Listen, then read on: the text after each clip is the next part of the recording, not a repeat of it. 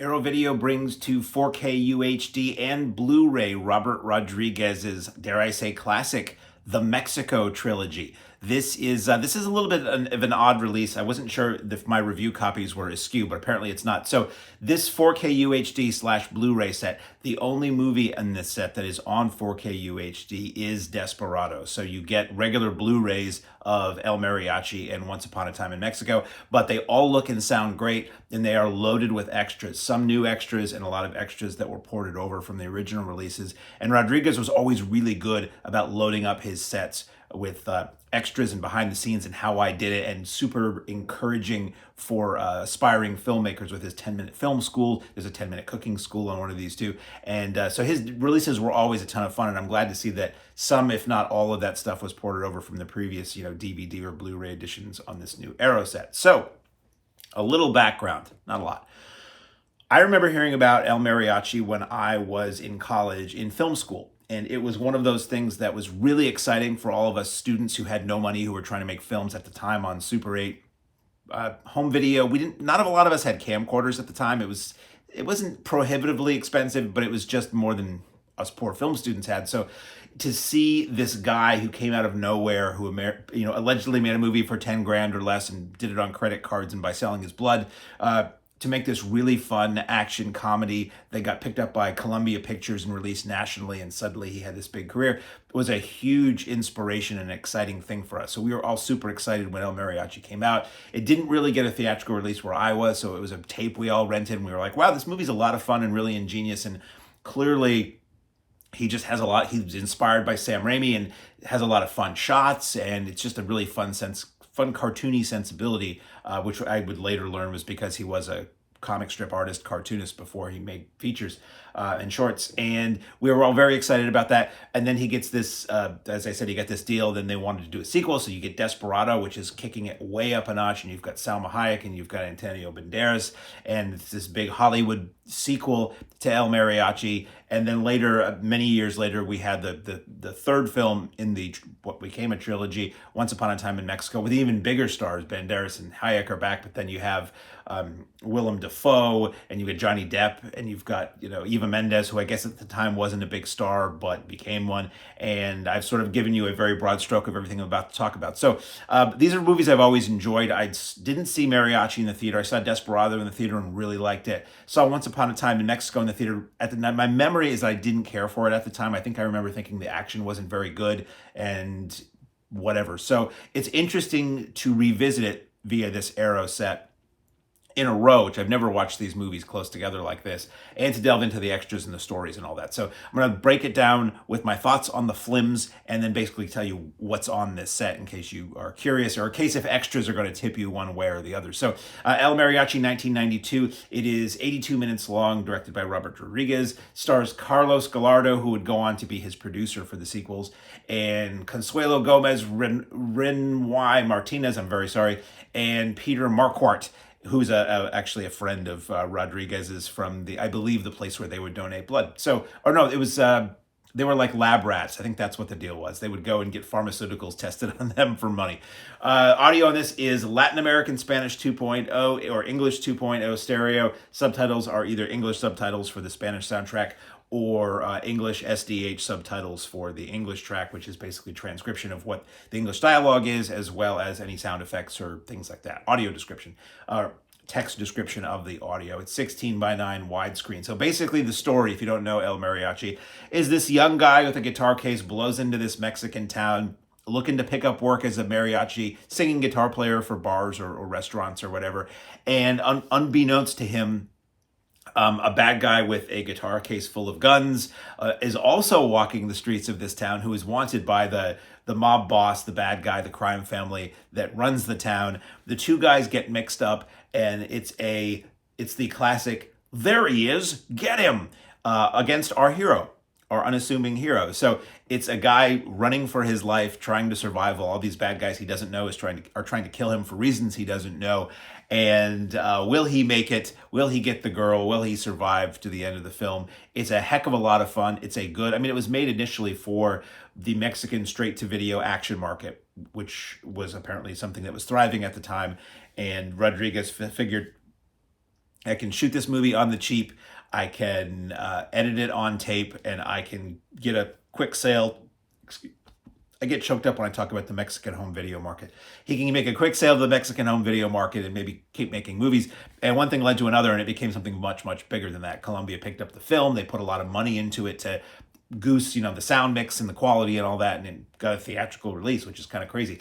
It is fast, frenetic, and funny. It's very cleverly done. It's just a lot of fun. It's a pretty unassuming movie. There's no recognizable stars in it, and it just it does what it needs to do. Gets in, does its thing, gets out. The transfer looks great, razor sharp, great color. Get the natural 16 millimeter film grain, which is nice to see. Special features, we have a commentary by Robert Rodriguez, which is carried over from the original DVD release, or maybe even the Laserdisc release, actually. Big Vision, Low Budget with Robert Rodriguez. This is a 2024 featurette that's 15 minutes looking back on the making of El Mariachi. The original Mariachi with Carlos Gallardo from 2024. This is another 15-minute interview with the star of the film about being friends with Robert Rodriguez, how he helped make the movie, how he helped get the movie made, being the star, and then what he did after that.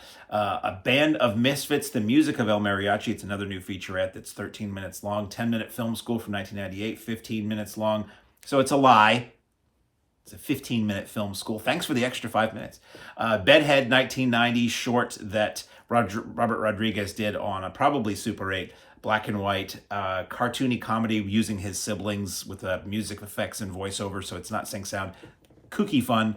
And minute and a half trailer and a TV spot that is 30 seconds. That is disc 1. That is a Blu-ray disc. Disc 2 is available in this set as a Blu-ray or a 4K UHD. So if you buy the set and you don't have a 4K player, you can watch everything. If you buy this set and you do have a 4K player, this is the disc that will show off it being in 4K. This movie is initially Sony wanted a remake, or Columbia at the time wanted a remake of El Mariachi, and Rodriguez was able to talk them into making it a sequel instead. So it opens up, this now stars, it's no longer it's Carlos Gallardo as the star of this film. Now it is Antonio Banderas as the star of the film, and you get a quick little reshoot of the end of the first movie so that it kind of ties the two together. And then we now see our Mariachi as this sort of legendary figure, this guy who just blows into town and lays waste to bad guys. And the film opens with, and I went to see this in the theater with friends, and we arrived a little bit late. So the first minute or two of this movie always seems a little extra fresh for me because I never saw it that first time in that first formative theatrical viewing. It is Steve Buscemi walks into a bar. It sounds like I'm starting a joke. Steve Buscemi walks into a bar, and he's talking to Cheech Marin, who's the bartender, and he's basically saying, there's this bad hombre, and I saw him do these horrible, astounding things with guns, and he killed all these people, and I think he's headed this way. And it sets the tone for the movie in that between the first movie and the second movie, the Mariachi has become this like mythic figure, this giant Mexican who just has a guitar case full of guns and kills bad guys. And if you're a bad guy, watch out. And spoken about in hushed tones. And basically this film is a continuation of the first in that he is looking to take out all of the bad guys who were attached to the overall crime boss who ran the town in the first movie, who was responsible for death and devastation of people he cared about. And it's him working his way, as I like to say, working his way up the pagoda of bad guys to get to the Mexican drug lord equivalent of Kareem Abdul-Jabbar at the top, if I may mix metaphors of genre films. So the action in this movie is fantastic. The humor is great. You've got Salma Hayek in her first English language theatrical role, and she's amazing. You get Banderas, who is just amazing in this movie. I mean, he is such a magnetic personality. He's funny, he's cool, he's sexy, he's amazing with the action and with the guns. You get the gun fetishism that was sort of handed down from the John Woo movies at the time. And you watch this and you're like, clearly Rodriguez is a John Woo fan. You got the two guns, and you got just all kinds of crazy ways of shooting guns and loading guns and reloading guns and all kinds of stuff like that. This movie is a total blast. It was wild when I watched this for this review, in that I knew so many details. I remembered so many details as I was watching it, down to dialogue, down to inflections, down to shots, down to poses. And I'm like, I don't remember watching this movie a lot. I think I probably picked it up used on videotape at the time when my video store, didn't need 50 copies anymore.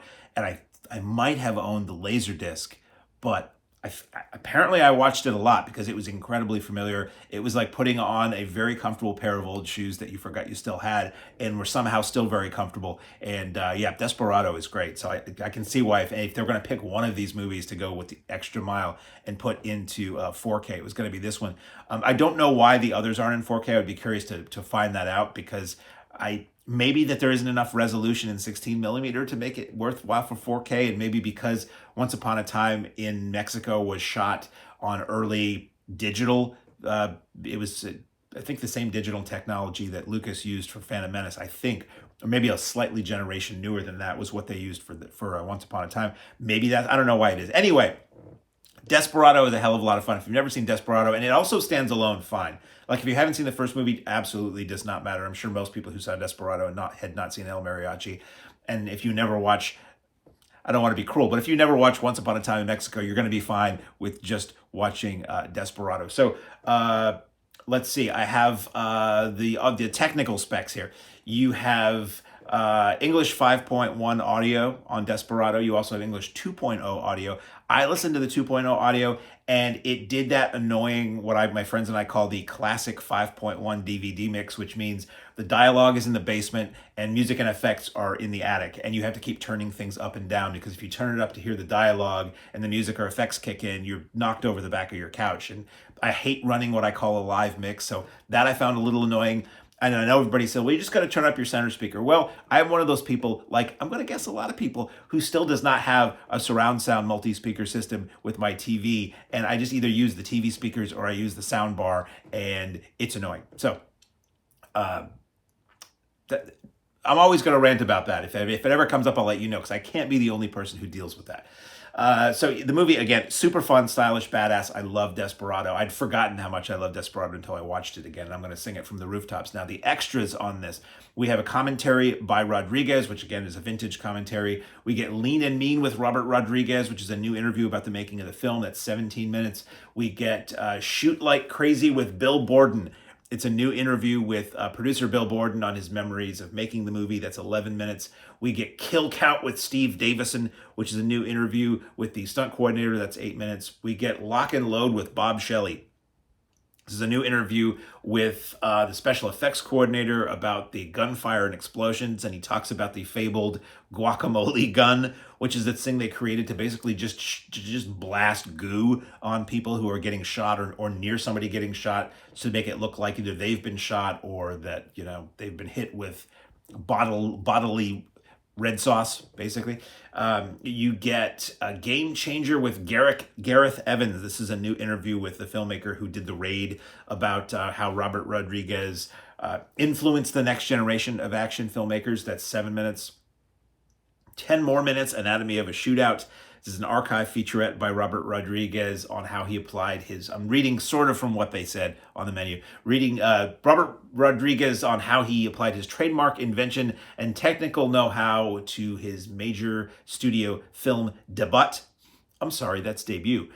10 minutes, and it features Robert Rodriguez storyboards intercut with shots from the film, along with video storyboards that he did where he would walk through a set and basically shoot little bits of video to sort of set up his shots. And it's interesting. I'd never seen that before. I'm glad that they put that on there. You get Morena de mi Corazon, Textless. That is the opening scene of the film, which is Rodriguez performing a song in a nightclub. You get that without the opening credits on it, which is kind of cool. That's 3 minutes. You get the teaser that's presented 4:3. I do this to indicate 4:3 on your screen, not to give you the hex or Satanism. That's 1.5 minutes. The trailer, that's 2 minutes. TV spot, 30 seconds, and that's also presented 4:3, as it would have been on TV at the time. Disc 3. Once Upon a Time in Mexico. Now, this is the movie I remember really not really enjoying in the theater, or being disappointed by, let's say, in the theater. It had been many years. It had been almost, what is this, a decade? When was Desperado? Desperado was 95, and Once Upon a Time in Mexico was 2003. So it had been 8 years, almost a decade since the last movie, and it was excited, like, oh my God, they're making another Desperado movie. This is really cool. And they've got everybody back again. This is really cool. Well, Salma Hayek is not in this movie as much as you might think or you might want.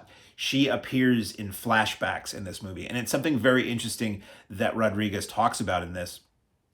And I don't know if he's ever fully realized this idea or not. He said this is essentially the fifth movie in the series, even though it's, or no, the fifth movie in the series, although technically it's the third, because fourth movie in the series, because technically it's the third, because he said in the flashbacks throughout this movie, you get these adventures of the Mariachi, or you get the adventures of Banderas and Hayek in like a third movie that that never got made. So essentially he takes what would have been a third Mariachi movie and gives you highlights of that show you why he is up against the big bad guy in this movie, basically. So she's mostly in flashback. She's not in it throughout.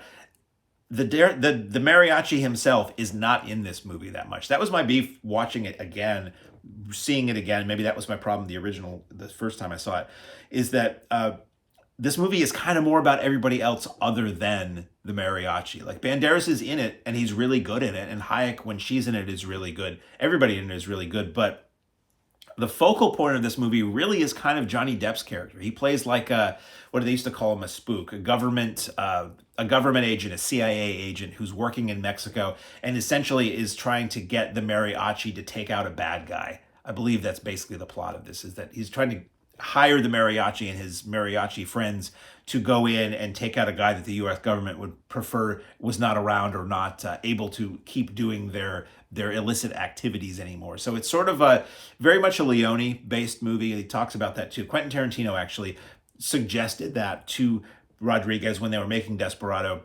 Tarantino has a brief role in Desperado, showing us once again that Tarantino, not really an actor. And this very much feels like the whole playing both ends against the middle kind of movie. So, as I said, you have Antonio Banderas, Salma Hayek, Johnny Depp, Willem Dafoe, Eva Mendes, Danny Trejo, who's also in Desperado. Enrique Iglesias plays a role in Once Upon a Time in Mexico. And Cheech is back again. It's 102 minutes. You get it in English 5.1 or English 2.0. Mix did not bother me on this movie. English SDH subtitles.